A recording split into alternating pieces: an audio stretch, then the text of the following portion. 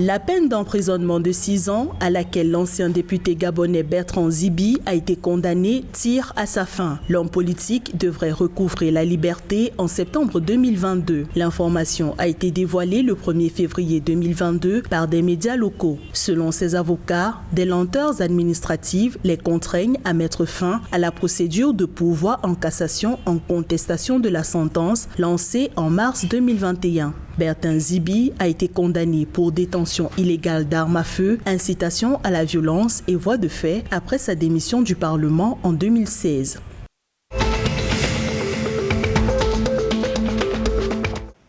Suspension de la motion de levée de l'immunité parlementaire des députés de l'opposition Martin Ziguélé, Anissé Georges Dologuélé et Simplice Zingas en République centrafricaine. L'opposition élargie menée par Obed Namsio a saisi le président de l'Assemblée nationale Simplice Sarangi le 31 janvier 2022 pour l'exécution de cette décision du procureur de la République. La levée de l'immunité des 3 députés a été requise lors de l'ouverture de poursuites judiciaires contre l'ex-président centrafricain François Bozizé, cadre dans lequel ils étaient cités à comparaître.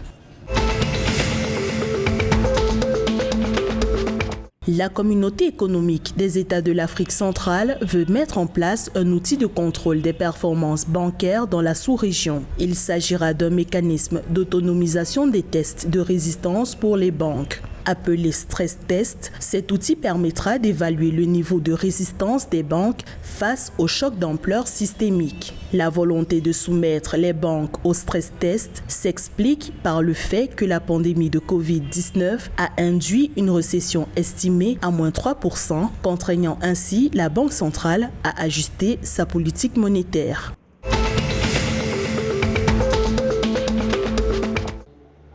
Au 27 janvier 2022, les réserves de change de la République démocratique du Congo ont été évaluées à 3,5 milliards de dollars, représentant 3 mois d'importation des biens et services. La Banque centrale congolaise a noté un accroissement de 0,2 milliards de dollars par rapport à décembre 2021, où les réserves en devises se chiffraient à 3,3 milliards de dollars. Une embellie justifiée par des achats de devises sur le marché de change et l'encaissement des devises au titre de la facilité élargie de crédit du FMI, selon des indications de l'institution d'émission de la RDC.